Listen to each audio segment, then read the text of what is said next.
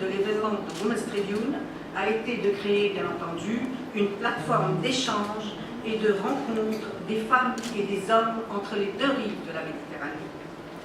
Comme chaque année, cette édition se veut une rencontre d'échanges contradictoires et d'idées à partager autour d'une thématique. Notre événement est placé sous celle de la conscience. La conscience, ce mot nous interpelle tous, libre à nous de l'interroger au cours de nos discussions. Cette 8e édition du Women's Tribune se fait sous le thème « Entreprendre en conscience ». Et en conscience ici s'entend en responsabilité. Et on va voir un petit peu comment se déroulent les choses, c'est-à-dire au niveau de la création de l'entreprise, donc entreprendre, au niveau de l'action, parce qu'il faut agir. L'action doit être responsable, consciente, en commençant par la propre action que nous faisons le matin, quotidiennement, tous les jours. Et puis ensuite, comment innover en conscience, c'est-à-dire on ne va pas créer des choses qui vont être néfastes pour l'environnement.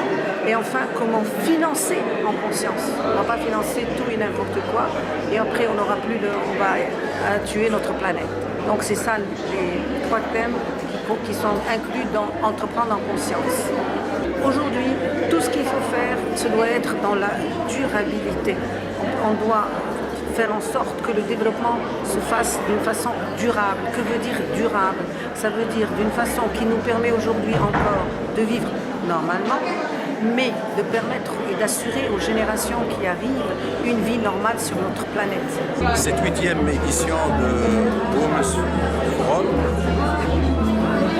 est dédiée à une problématique importante, à la fois celle de l'importance de la conscience dans les changements climatiques, mais aussi le rôle de l'entreprise dans le changement climatique.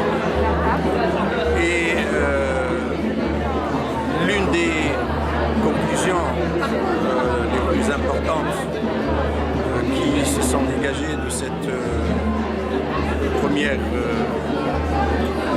partie de cette rencontre, c'est qu'il faut prendre conscience que si on veut apporter des solutions au changement climatique, il faut changer radicalement de modèle de croissance et de développement.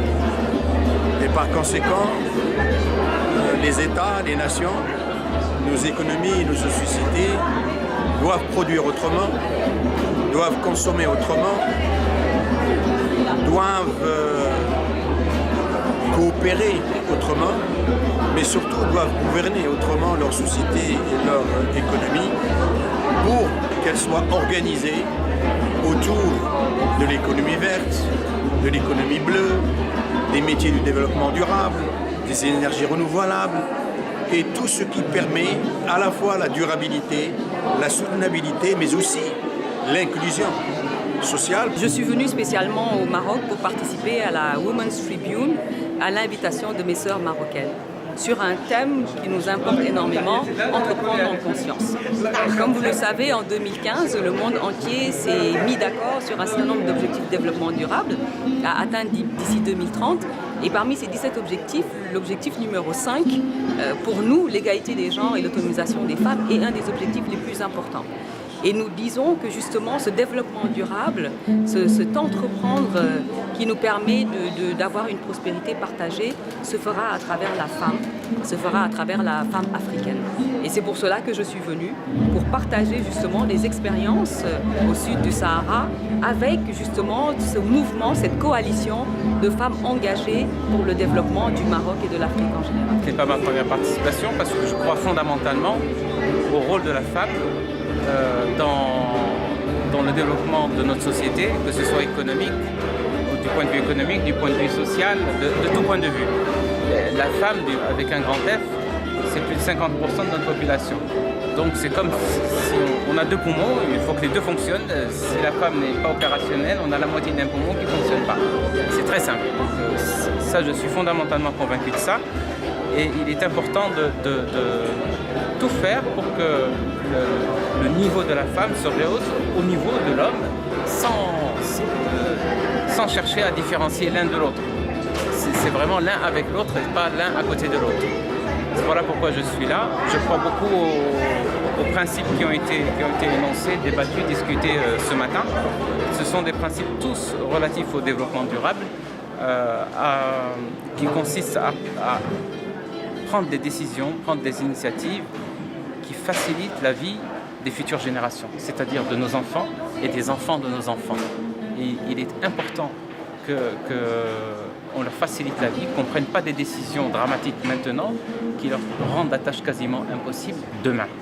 Ça, c'est important, que ce soit au niveau financier, c'est-à-dire que si nos enfants arrivent et trouvent un contexte économique et financier de surendettement, ils n'y arriveront pas. Ce sera très difficile pour eux. Il faut que nos enfants soient bien éduqués. Vous avez entendu par vous-même, comme moi, l'intérêt de l'éducation, le rôle de la femme dans l'éducation pour les enfants, pour les jeunes. Sans elle, pas d'éducation possible. Toutes ces notions-là qui consistent à créer de la valeur, à développer la valeur, n'est pas que matérielle, elle est matérielle, elle est aussi immatérielle. Donc, vraiment, toutes ces notions qui consistent à créer de la valeur, eh bien, je suis pour l'encourager, je suis pour le soutenir et c'est vraiment ce qui justifie ma présence ici aujourd'hui.